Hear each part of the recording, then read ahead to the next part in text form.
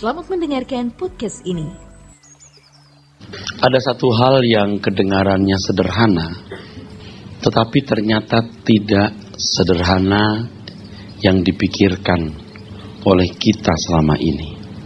Pengertian seseorang mengenai bagaimana gereja yang bertumbuh, bagaimana gereja yang diberkati Tuhan, ternyata mempengaruhi seluruh bangunan teologia dan pengertiannya dalam berbagai aspek, dalam berbagai hal di dalam Alkitab ini. Kalau pengertian seseorang mengenai pertumbuhan gereja salah, maka banyak hal yang keliru pula di dalam pikirannya. Banyak hal yang tidak tepat pula dalam pikirannya mengenai berbagai hal. Oleh sebab itu kita perlu meluruskan.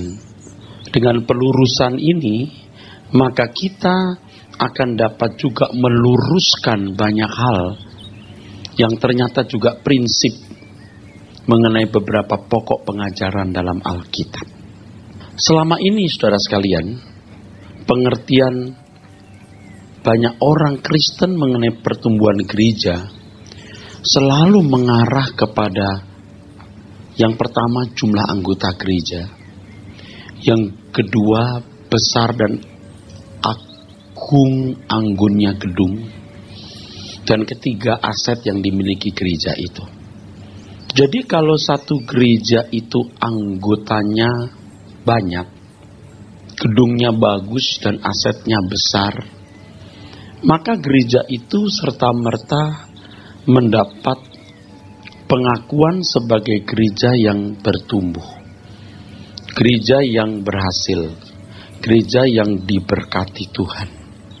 Ini sebenarnya pertumbuhan dari aspek kuantitatif. Seharusnya ukuran keberhasilan pelayanan gereja tidak pada hal-hal tersebut. Kalau seorang pendeta yang melayani di satu kampung kecil, di pinggiran hutan atau di tengah hutan, atau juga di daerah kumuh dengan jumlah jemaat yang sedikit, bangunan gereja yang tidak elok, tidak punya aset secara material, apakah berarti pelayanan gereja tersebut gagal, tidak diberkati Tuhan, kurang bertumbuh? Tentu kita tidak bisa gegabah menyatakan bahwa pendeta yang melayani gereja di tengah hutan, di pinggiran hutan, di tempat yang terpencil, di kota kecil atau di daerah kumuh tersebut sebagai pendeta yang tidak diberkati, gerejanya tidak bertumbuh. Saya ingat ketika saya masih muda, saya belum menikah waktu itu, saya pernah diundang oleh seorang hamba Tuhan yang memiliki pelayanan di satu daerah lokalisasi pelacuran. Ini gereja yang unik. Gerejanya tidak besar, ya, sangat sederhana. Dan sebagian anggotanya adalah mereka-mereka yang mendapat julukan wanita tunasusila. Kalau sekarang sering orang mengistilahkan jablay. Jemaatnya tidak pernah banyak. Sebab wanita-wanita tunasusila itu kalau sudah bersusila karena bertobat, itu pulang kampung, balik ke kampung halamannya. Jadi jumlah jemaatnya tidak pernah banyak. Tetapi hamba Tuhan itu mengagumkan sekali, saudara. Waktu itu saya kagum. Padahal pendeta itu bukan seorang full timer, tapi juga seorang pedagang. Penampilannya pun tidak tampak anggun seperti seorang eksekutif yang memakai jas atau jubah dan jas dan dasi, dan juga tidak memakai jubah pendeta yang kelihatan angker. Lebih nampak sebagai pedagang, ya. Pria tua tiungwan cek encek. Tetapi saudara, pelayanannya mengagumkan sekali. Mengagumkan sekali. Kita tidak bisa mengatakan gereja itu bukan gereja yang bertumbuh. Kita tidak bisa mengatakan gereja itu gereja yang tidak diberkati Tuhan, saudara. Sebab pertumbuhan gereja haruslah diukur dari pertobatan orang-orang dan pertumbuhan kedewasaan orang-orang itu sampai tingkat di mana orang tersebut dapat menjadi alat peraga Tuhan. Menjadi alat peraga Tuhan maksud saya adalah sampai bisa memperagakan pribadi Tuhan Yesus. Dan ini sebenarnya bukan satu proyek sederhana. Dari seorang berdosa yang tidak mengenal kebenaran, mengalami pertobatan artinya berbalik arah, mengalami pembaharuan pikiran, sebab pertobatan itu dari bahasa Yunani metanoia artinya perubahan pikiran, dari bahasa Ibrani shub yang artinya berbalik, dan terus bertumbuh kedewasaan rohaninya sampai ia dapat menjadi alat peraga Tuhan, ia dapat memperagakan pribadi Kristus. Nah, orang-orang seperti ini tidak akan bisa balik ke dunia lagi. Seperti seorang wanita tunasusila yang bertobat, ia bisa tidak kembali lagi di kubangan itu atau kekubangan dosa tersebut. Nah, saudara-saudaraku sekalian, ini ciri dari gereja yang bertumbuh. Sebab kalau hanya jumlah atau kuantitas yang menjadi ukuran, itu naif sekali, bodoh. Sebab dunia kita hari ini, ya saudaraku sekalian, dunia yang sangat komersial, di mana gereja juga bisa menampilkan acara-acara yang menarik atau acara-acara yang memikat. Dan orang bisa saja datang berbondong-bondong di satu acara rohani yang disebut kebaktian atau KKR. Kalau hanya jumlah jemaat, barangkali belum menambah jumlah orang yang namanya tertulis dalam kitab kehidupan. Kalau kita boleh memeriksa berapa jumlah orang yang bertambah dalam kitab kehidupan, nah kita baru tahu apakah benar-benar gereja-gereja ini mengalami pertumbuhan. Sebab pada kenyataannya banyak gereja yang mengaku bertumbuh, tapi sebenarnya hanya menerima muntahan jemaat gereja lain. Ini namanya bukan pertambahan jemaat, tetapi perpindahan jemaat. Itu termasuk mutasi. Saya tidak menyangkal kenyataan perpindahan jemaat, sebab banyak orang Kristen juga mulai sadar kalau pengajaran satu gereja tidak mendewasakan bahkan menyimpang, dia akan mencari gereja yang memberikan pengajaran yang benar. Tetapi jangan perpindahan itu hanya karena gereja ini AC-nya kurang dingin, acaranya kurang menarik. Kalau gereja sana AC-nya lebih dingin, lebih sejuk ruangannya, pendetanya lebih sakti. Nah, ini masalah. Saudaraku sekalian yang kekasih, proses membuat orang berdosa menjadi alat peraga Tuhan, dari orang berdosa menjadi alat peraga Tuhan, ini proses yang tidak mudah. Seperti proses penjalaan ikan. Ikan itu diambil dari sungai, rawa, laut, harus sampai meja makan. Kalau belum, proses penjalaan itu belum beres.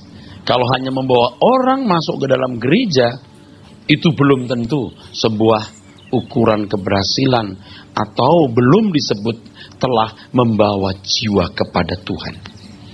Nah, selama ini kalau orang membawa seseorang datang ke satu gereja, kita merasa, kita mengakui telah membawa jiwa bagi Tuhan.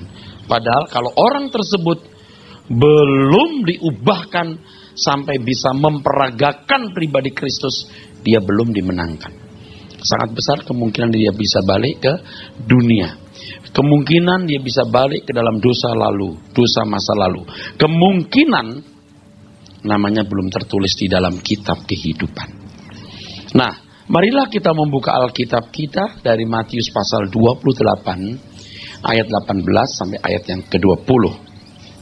Yesus mendekati mereka dan berkata, "Kepadaku telah diberikan segala kuasa di sorga dan di bumi. Karena itu pergilah, jadikanlah semua bangsa muridku, dan baptislah mereka dalam nama Bapa dan Anak dan Roh Kudus, dan ajarlah mereka melakukan segala sesuatu yang telah kuperintahkan kepadamu, dan ketahuilah, aku menyertai kamu senantiasa sampai kepada akhir zaman. Ya, ayat ini terkenal sebagai The Great Commission. Ya. Ini amanat agung Tuhan Yesus. Ayat ini sangat populer. Saya kira Bapak Ibu, saudara-saudara sekalian sudah beberapa kali atau termasuk sering mendengar ayat ini. Yang pertama, saudara setuju tidak kalau ayat ini ditujukan untuk semua orang percaya? Bisa amin? Bahwa ayat ini ditujukan kepada semua kita. Bisa amin? Amin. Jadi semua kita memiliki tanggung jawab untuk menunaikan tugas ini. Amin? Amin. Pertanyaannya, saudara sudah melakukan amanat agung Tuhan ini? Selama 5 tahun kita menjadi orang Kristen, coba hitung berapa banyak orang yang telah kita bawa kepada Tuhan. Kalau 5 tahun belum, 10 tahun setelah kita mengiring Tuhan Yesus, adakah orang yang telah kita bawa kepada Tuhan? Oke, 10 tahun barangkali masih dianggap singkat. Setelah 20 tahun kita menjadi orang Kristen, adakah orang yang telah kita bawa kepada Tuhan? Artinya bukan hanya kita bawa menjadi anggota gereja, tetapi benar-benar kita bimbing sampai menjadi alat peraga Tuhan. Sampai menjadi alat peraga Tuhan. Sampai memperagakan pribadi Tuhan Yesus. Nah, sulit menjawab sudah. Dan saya kira tidak sedikit orang Kristen yang belum melakukan sama sekali amanat ini. Nah, saudara bisa bayangkan kalau suatu hari kelak saudara bertemu dengan Tuhan Yesus, lalu saudara tanya, kamu pernah dengar nggak amanat yang kuberikan kepadamu? Saudara nggak bisa jawab tidak loh. Sudah Tuhan, oke. Sudah pernah dengar? Sudah. Kamu melakukan itu? Mungkin saudara kalau ditanya, apakah Anda sudah melakukan di gereja, Anda bisa jawab amin. Aminnya itu artinya amin sudah atau amin belum. Tapi kalau di hadapan Tuhan tentu kita tidak bisa menipu, bukan? Betapa mengerikan keadaan itu. Ketika kita tidak bisa mengemukakan alasan mengapa kita tidak melakukan amanat agung Tuhan ini. Kalau ada satu gereja jemaatnya 1000-1000-nya mungkin belum pernah membawa satupun jiwa kepada Tuhan. Sebab dirinya sendiri juga belum mengerti segala sesuatu yang Tuhan perintahkan. Ajar mereka melakukan segala sesuatu yang aku perintahkan. Sebab tidak tahu apa yang diajarkan Tuhan. Khususnya dalam kitab perjanjian baru ini.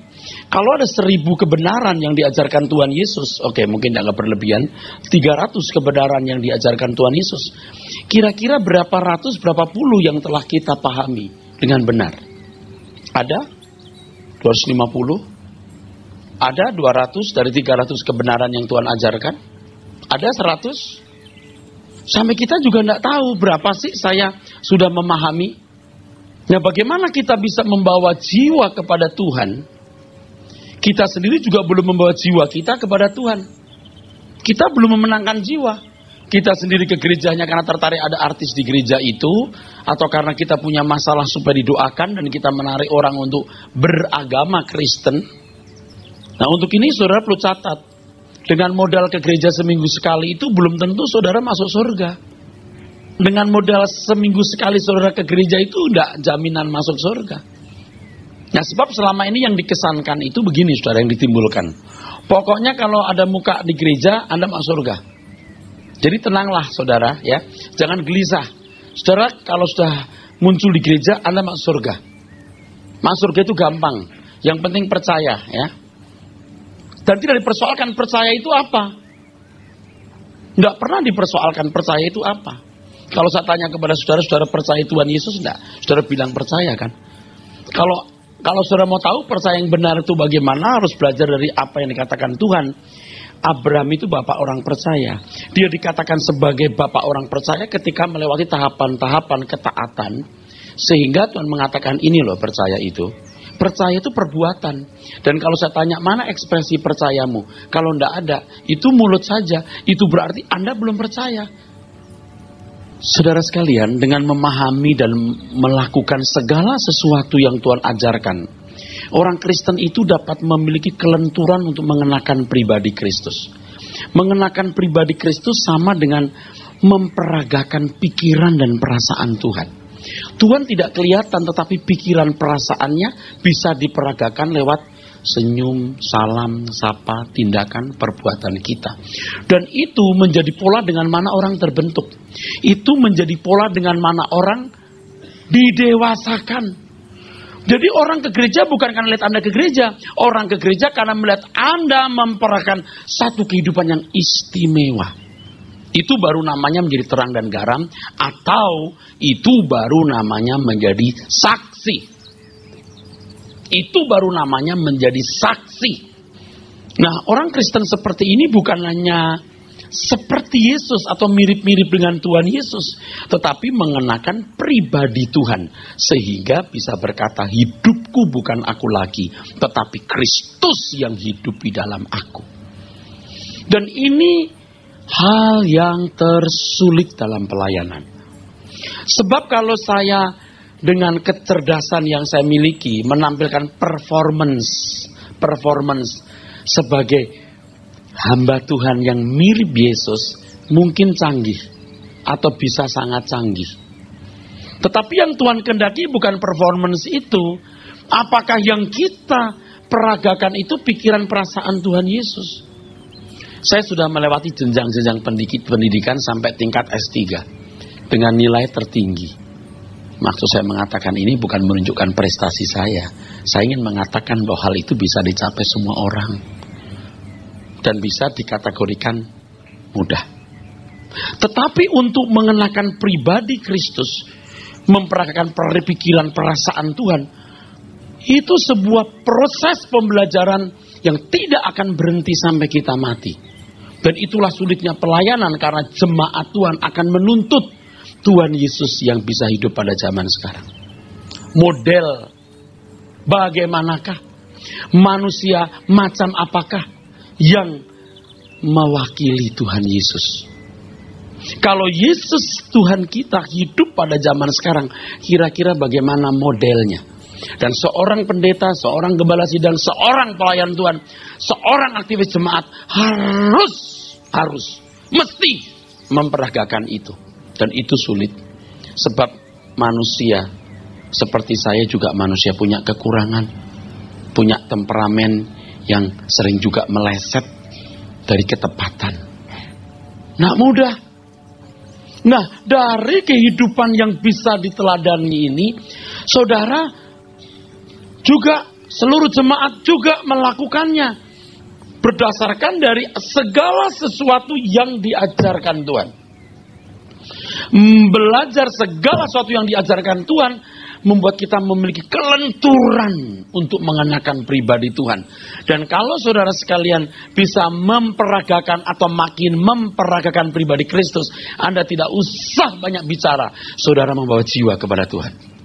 Dan jiwa-jiwa yang dibawa melalui kesaksian hidup seperti ini, itu jiwa-jiwa yang akan terus dimenangkan untuk juga bisa menjadi alat peraga Tuhan yang memperagakan pribadi Kristus. Dan itu namanya memenangkan jiwa.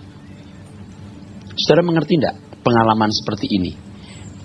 Ya, ada orang membawa orang ke gereja. Orang yang dibawa ini karena satu dan lain hal, bisa kecewa terhadap yang membawa, kecewa terhadap gereja, kabur lagi. Dan lebih sesat atau lebih terhilang ketika dia berkata, memang itu orang-orang gereja, minta ampun dah. Bengisnya, jahatnya, gosipnya. Nggak balik lagi ke gereja. Lihat kok majelis matre, kok pendeta materialistis, kok yang diomongin duit terus tuh di gereja. Nggak balik lagi, selama-lamanya dia terhilang. Saudaraku, Tuhan Yesus memberikan kepada kita tuntunan bagaimana hidup. Dan perjanjian baru ini memuat pengajaran Tuhan yang mahal sekali. Ini manual book kehidupan. Nah, saudara jangan punya mental block. Ini penyakitnya orang Kristen ini, mental block. Ada kan anak-anak yang mengatakan begini, Om, Saya kalau matematik mah udah ampun deh Om, saya angkat tangan deh. Kenapa nak? Hah Om gimana sih? Gimana gak angkat tangan Om? Saya gak pernah dapat nilai 7 aja gak pernah. 6,5, 6. Itu di rapot kok 6,5. Ya habis mama kasih kue kaleng ke guru matematik. Mestinya dapat 4. Karena gurunya dikasih kue kaleng jadi 6,5. Kenapa selalu dapat di bawah? Tidak pernah dapat nilai di atas 7? Ya gak ngerti. Kenapa gak ngerti? Coba kenapa gak ngerti? Gak belajar. Kalaupun belajar setengah-setengah, belum belajar pun sudah berkata begini, matematik sulit, susah, nggak ngerti, susah. Padahal kalau dia mulai belajar dari soal sederhana, rumus sederhana, dia tekuni terus, bisa. Saya bukan tidak pernah sekolah, bisa ngomong begini, bisa. Saya punya pengalaman yang menarik. Dulu waktu saya masih muda, saya punya tetangga. Itu sekolahnya lain. Jadi kita itu sering jelek-jelekin sekolah kan. Sekolah lu jelek, sekolah gua bagus gitu kan. Dia jelekin sekolah saya gitu. Saya jelekin sekolah dia, yang namanya anak-anak. Tahu nggak saudara? Kita sering ngadu ilmu ukur. Waktu itu namanya belum matematik, ilmu ukur, aljabar. Kita sering ngadu. Dan saya beberapa kali kalah atau sering kalah. Saya punya pengalaman ini berharga sekali. Lalu apa yang saya lakukan saudara? Dulu ilmu ukur itu Pak Ibu masih ingat yang tebelnya tebel dulu. Kalau ilmu ukur itu zaman kita dulu tahun 70 berapa itu ya. Itu kalau tebel begini buat nimpuk anjing mati itu buku tebelnya minta ampun. Yang belum ada cetakan bagus seperti hari ini masih seperti stensilan itu. Saya mulai dari awal. Dan saya punya tekad tidak boleh ada satu soal pun yang saya tidak tahu. Yang memang akhirnya tidak berlebihan ya saudara. Tidak ada nilai 10 di rapot. Tapi nilai ilmu ukur saya 9. Jadi saya mengerti apa artinya giat. Gesit. Saya mati-matian belajar. Dulu kan ada hipotesa, dalil gitu ya. Itu tidak boleh lolos tuh. Setiap hipotesa, dalil kita makan terus. Dan selalu mencari soal-soal baru gitu. Soal-soal baru. Mana ada soal? Kita mau makan. Nah itu jadi motivasi. Dan saya dapat pelajaran. Oh ternyata tidak sulit kalau mau belajar. Waktu pramuka, kita satu grup harus melewati satu daerah gitu. Satu grup itu harus melewati kita harus melewati tali. Jadi lewat tali. Memang dari muda lumayan preman saya. Jadi tidak masalah saya lewati saja. Tapi teman saya, biar laki-laki juga gemetar. Kita bisa ndak lewat gara-gara si pengecut satu ini. Ayo. Ayo kamu bisa. Kalau kamu ndak jalan semua kita bisa berhenti di sini. Paksa. Setengah diomelin, setengah dimaki teman-teman. Akhirnya jalan dengan gemetar-gemetar jalan. Terus. Ayo nggak apa-apa terus bisa gampang terus. Akhirnya bisa. Nah, iso toh. Bisa kan? Jangan mental block. Orang Kristen banyak yang mental block terhadap Alkitab. Seolah-olah Alkitab ini buku ajaib yang menyimpan berjuta misteri. Yang bisa tahu hanya para pendeta dan yang duduk di kursi gading, yaitu para teolog. Ini memuakkan ini. Ini memuakkan. Dan saudara jadi bolot. Inilah cara pembolotan atau bolotisasi. Nggak tahu gimana kesan itu dimunculkan. Oh kalau manajemen IT, teknik, ya semua orang juga bisa asal belajar. Tapi kalau Alkitab biar belajar. Kalau bukan orang khususnya Tuhan, nggak mungkin bisa. Jadi bolot gara-gara itu. Padahal semua orang harus tahu dan Tuhan membuka peluang untuk tahu. Oleh sebab itu saudara yakin ini bahwa gerejalah sekolah Alkitab. Saudara harus menguasai seluruh isi Alkitab. Harus. Itulah yang membuat saya memberanikan diri tidak jadi dosen di sekolah tinggi teologi dan berkeberatan dan menolak menjadi rektor lagi. Sebab saya mau curahkan perhatian saya kepada jemaat di mana saya mengembalakan dan gereja itulah sekolah Alkitab. Mungkin saudara boring, bosen, mungkin agak marah, jengkel, tidak tahu. Kenapa sih pendeta Erastus dikit-dikit ngomong 30 menit tiap hari berdoa baca Alkitab, jangan lupa ya. Saudara sudah baca Alkitab enggak? Saudara mungkin berkata, maunya pendeta ini apa ya? Mesti gitu sih. Saudara kalau nanya saya begini, saya nanya dulu sama saudara. Saudara maunya apa? Saudara ke gereja itu maunya apa? Coba maunya apa? Ya supaya kita diberkati lah Pak. Maksud diberkati itu apa? Ya usaha kita supaya maju. Saudara punya usaha maju itu bukan ke gereja. Saudara kerja keras, jujur, jangan suka berantem, mengalah dengan masyarakat, bersosialisasi dengan baik. Saudara pasti maju. Sebab orang tanpa Tuhan, orang kafir pun bisa maju kalau pakai prinsip-prinsip ekonomi yang baik begitu. Hemat. Ya supaya kita kan diberkati Tuhan sehat. Ya ampun. Saudara jaga kesehatan. Kalau saudara tidak jaga kesehatan, percuma itu perjamuan kudus, percuma itu bilur Yesus. Katanya bilur Tuhan menyembuhkan, bilur. Nek saya dengernya itu. Bilur. Kalau hajar jerohan terus, ya mati. Dikit-dikit kalau perjamuan kudus, darah Yesus. Bilur. Saya suka dengar itu bapak-bapak pendeta dulu itu. Kalau bilang bilur itu bukan bilur tapi bilur. Saya R-nya panjang. Luar biasa. Jangan begitu, jaga kesehatan. Punya pola makan yang baik. Olahraga bangsa 30 menit setiap hari, 2 hari sekali. Jangan banyak makan atau mengkonsumsi makan yang berkadar lemak tinggi. Itu tanggung jawab yang saudara tabur, saudara tuai. Nggak usah cari di gereja begitu. Itu dipenuhi di rumah sonono. Tanggung jawab saudara setiap hari. Penuhi di kantor, di kerjaan. Jangan dibawa di gereja. Di gereja Anda sekolah Alkitab. Tapi kan kita perlu Pak didoakan. Ada nggak ayatnya begitu saya mau nanya. Bahwa hidup sudah ditopang oleh doa orang lain. Kita saling mendoakan benar. Tapi hidup Anda nggak ditopang oleh orang lain. Hidup Anda ditopang oleh pilihan, keputusan, tindakan saudara sendiri. Tapi kalau Pak Pendeta kan, ya lebih sakti lah. Nah ini praktek perdukunan di gereja itu begini. Kadang-kadang juga di gereja, ada gereja-gereja yang mengesankan dunia itu begitu sulitnya. Begitu susahnya. Harus dihadapi dengan Tuhan yang luar biasa. Harus dihadapi bersama dengan Tuhan. Oleh sebab itu kita harus minta tolong Tuhan. Kita harus bergantung pada Tuhan. Karena mencapai Tuhan sulit. Ya sebab tidak pernah belajar Alkitab. Yang dekat dengan Tuhan hanya pendeta. Tuhan Yesus itu hopengnya pendeta.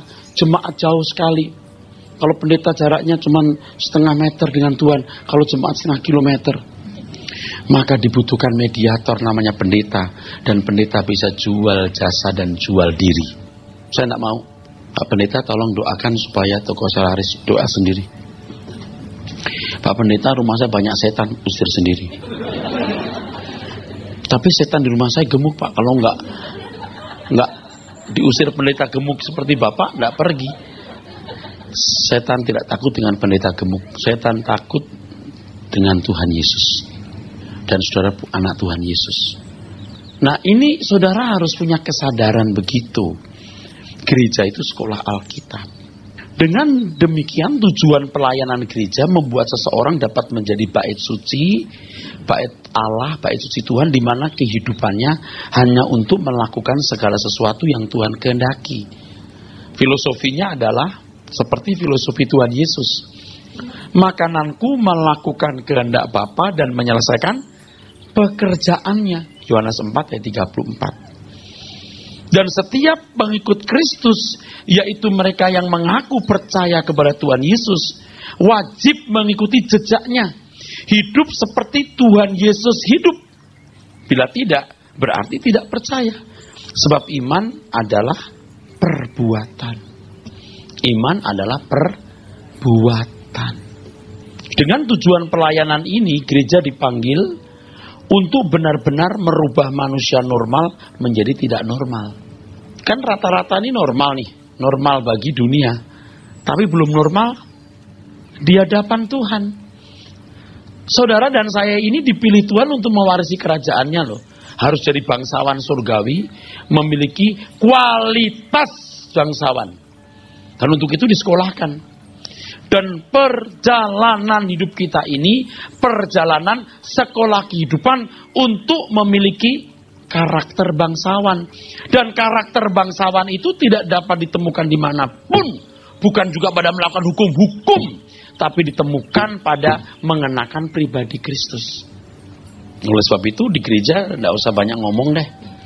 Yang diomongin itu kebenaran firman. Udah jangan ngomong soal duit, apalah. Kebenaran saja. Udah. Ini penting. Itu segalanya.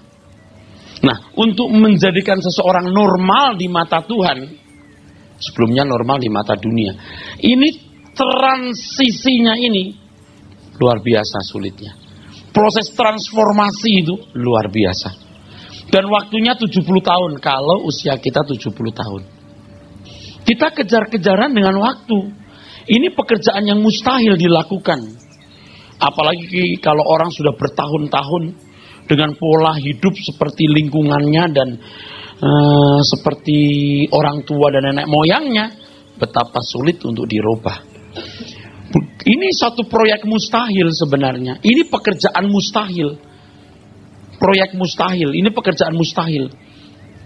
Sebab tanggung jawab pelayanan gereja itu bukan merubah orang menjadi berbudi pekerti baik. Kalau hanya mau berbudi pekerti baik, tidak usah jadi orang Kristen. Banyak agama dan aliran kepercayaan serta pendidikan etika budi pekerti bisa membudi pekertikan baik. Kita ini jadi anak Tuhan bukan untuk berbudi pekerti baik, tapi berbudi pekerti Tuhan. Dan untuk memiliki budi pekerti Tuhan, kita tidak berdiri di atas hukum-hukum semata-mata. Hukum-hukum itu hanya menjadi tutor sementara. Jangan begini, jangan begitu. Oh ya, tutor sementara. Pada akhirnya kita itu memiliki jiwa itu lentur. Untuk bisa dapat memperagakan pribadi Kristus. Waduh, ini sulit nih. Tadi sudah saya katakan, saya sudah melewati jenjang-jenjang pendidikan formal. Yang ketika saya menyelesaikan S3 saya juga dosen-dosennya dari luar negeri, tidak bisa disogok pakai roti kaleng. Maksud saya ngomong begini bukan menunjukkan betapa tinggi prestasi saya, enggak. Betapa sulitnya untuk menjadi alat peraga Tuhan. Nah, kalau kita belum jadi alat peraga Tuhan, bisa enggak kita membuat orang lain jadi alat peraga Tuhan? Enggak ada contohnya. Enggak ada contohnya. Jadi kalau saudara keluar dari gereja, lalu penghayatan mengenai Tuhan lenyap seperti uap, saudara kayaknya bakat dan masuk neraka. Sebab kehadiran Tuhan itu harus terus mencengkeram kita. Sehingga kita ini takut akan Tuhan, saudara. Tidak gampang berbuat dosa walaupun bisa salah. Kalau salah pun kita akan cepat minta ampun. Tahun 1999 sekian ya, saya merenung. Ini sudah 15-10 tahun lebih ya. Saya kira lebih 10 tahun. Saya kira lebih 15-an tahun. Saya merenung begini, kenapa ya waktu di ruang doa rasanya hadirat Tuhan begitu luar biasa. Begitu keluar Tuhan seperti lenyap. Aku seperti kehilangan Tuhan. Saya pelajari itu. Kenapa setelah keluar gereja kok rasanya Tuhan meninggalkan aku atau aku meninggalkan dia? Saya renungkan ini. Wah, tidak boleh begini nih. Tidak boleh begitu. Tidak bisa begitu. Itu bagian dari belajar untuk menghayati Tuhan. Bagaimana aku menghayati Tuhan? Itu banyak pelajaran-pelajaran yang Tuhan akan ajarkan kepada kita. Tapi kan banyak orang yang tidak peduli itu. Kalau sudah keluar dari gereja, Tuhan ada, Tuhan nggak ada, masa bodoh dah. Pelajaran rohani yang saya sampaikan ini, bagi anak-anak remaja pemuda, itu bisa membingungkan. Mereka bisa tidak ngerti. Apa ya maksudnya Pak Pendeta itu ya? Om Eras khotbah gitu, aku tidak ngerti deh Mam, gitu. Oke, tidak ngerti. Tapi kalau mama papanya mengerti, papa mamanya melakukan, itu akan memberi warisan yang tak ternilai. Warisan yang tak ternilai yang menyelamatkan anak cucu kita adalah ketika mereka menemukan Tuhan dalam hidup kita. Kita peragakan, sebab hanya orang serumahlah yang paling kenal kita, paling tahu sepak terjang kita. Dan kalau saya hari ini menjadi hamba Tuhan seperti ini, itu anugerah. Sebenarnya karakter saya itu buruk. Dulu saya berpikir bahwa saya ini kayaknya tidak pantas jadi pendeta. Waktu kuliah, waktu sekolah, kita dipercandain temen, wah bisa ngamuk banget kita. Pernah jalan di kampus begitu, orang ketawain saya, kenapa ya? Ternyata tali gesper saya diikat pakai pita kaset. Jadi ngelewer seperti ekor anjing. Wah, orang ketawa, kenapa ya? Wah, nggak tahu setan apa yang masuk di pikiran saya waktu itu. Saya balik lagi ke kelas, saya nggak peduli ada guru. Saya bilang, siapa ya tadi ikat itu ya? Kalau bercanda, kira-kira gitu. Kalau waktu nggak bercanda, jangan gitu. Ada temen yang angkat tangan gitu, dengan beraninya saya tarik dia sini. Saya tarik kamar mandi, saya gebuk kamar mandi. Dia lihat saya seperti kesurupan gitu. Dia minta ampun, bukan minta maaf, minta ampun. Wah, saya pikir, Tuhan, aku kok jahat begini ya. Saya tahu kapan saya salah. Saya tahu kapan saya harus lari dari kesalahan itu dan saya bertobat. Oleh sebab itu ya, lagu-lagu yang saya tulis sejak muda itu lagu-lagu yang unik-unik. Matikanlah aku, Tuhan.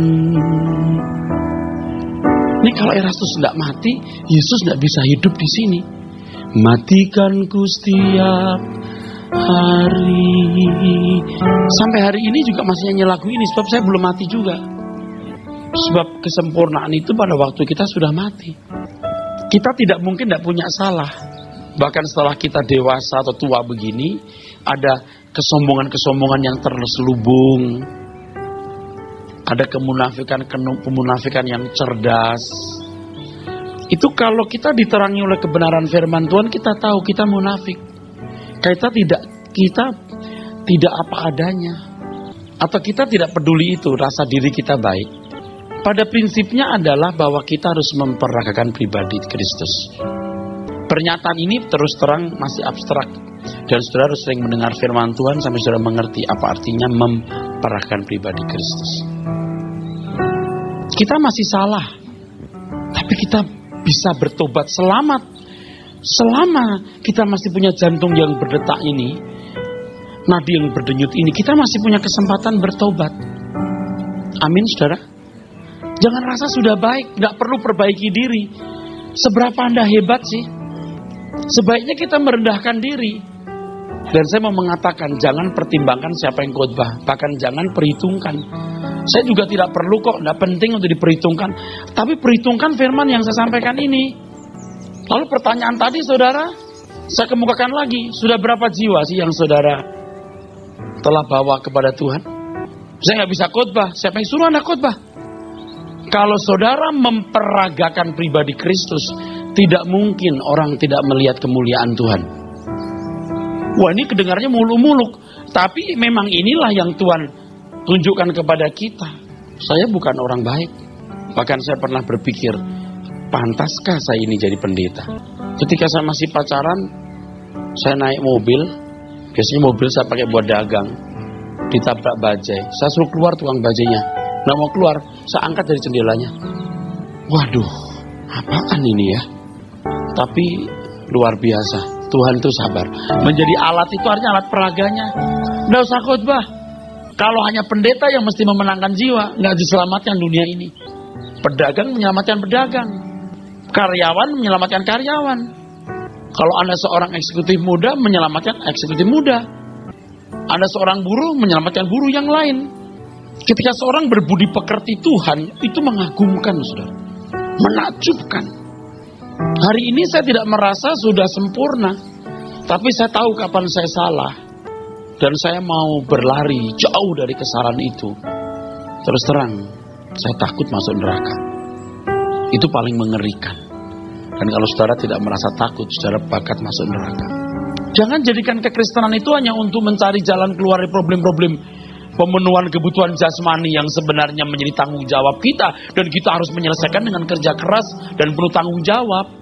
Kekristenan itu adalah jalan atau usaha kita untuk mengubah cara berpikir kita memandang hidup dan melenturkan jiwa kita untuk bisa menjadi alat peraga Tuhan. Murid-murid Tuhan Yesus pernah berkata begini, siapa dong yang bisa masuk surga kalau begini caranya? Kenapa mereka berkata begitu? Karena mereka melihat betapa sukarnya masuk kerajaan surga. Tuhan Yesus sendiri loh yang berkata. Nah sekarang kita tidak pernah dengar orang berkata, siapa dong yang bisa masuk surga kalau begini? Kenapa nggak ada orang berkata begitu? Atau jarang? Karena nggak ngerti Alkitab. Karena tidak mendengar apa yang diucapkan Tuhan Yesus. Tidak mempelajari apa yang dikatakan Tuhan Yesus. Sehingga tidak menemukan sulitnya masuk surga itu. Saudara, kita harus kerja keras. Pelayanan ini usaha untuk merubah gaya hidup, pola berpikir. Kenormalan ini menjadi normal di mata Tuhan, bukan normal di mata dunia. Dan tidak bisa diselesaikan dan dikerjakan oleh seorang Erastus. Semua kita harus terlibat. Saya telah dimuridkan oleh hamba-hamba Tuhan senior yang telah meninggal dunia. Dan sekarang saya memuridkan saudara-saudara sekalian. Artinya menjadi asisten Tuhan yang memuridkan kita semua, Tuhan Yesus. Dan saudara nanti harus memuridkan orang lain, siapapun dia. Saudara tidak usah banyak ngomong, kehidupan saudara itulah yang berbicara. Itu baru menjadi saksi namanya. Nah, kalau 1000 jemaat yang datang di gereja, 1000-1000-nya hanya karena mau beragama, itu semua kambing. 10 anggota gereja kecil, tapi 10-10-nya terdaftar dalam kerajaan surga, itu domba. Coba mana yang sukses? Kalau anak-anak kita yang muda-muda ini belum mengerti, kita maklum lah. Tapi Bapak Ibu jangan tidak ngerti, kita yang sudah tua dan malah ada yang sudah bau tanah itu. Kita harus bertobat dengan sungguh-sungguh dong. Anak-anak kita harus mewarisi satu gaya hidup atmosfer surgawi yang kita hembuskan setiap hari. Sebab uang kekayaan yang kita wariskan, bahkan pendidikan, itu temporal sifatnya. Tetapi kalau gaya hidup surgawi yang kita wariskan, itu abadi, saudaraku. Saya berharap kita sadar dan mau bertobat.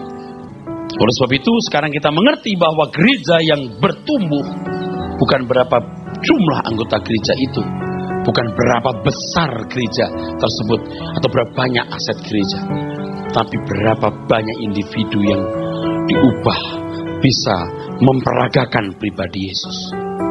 Saya mengatakan ini bukan sebagai pendeta yang gagal dan tidak bisa menghimpun jumlah jemaat.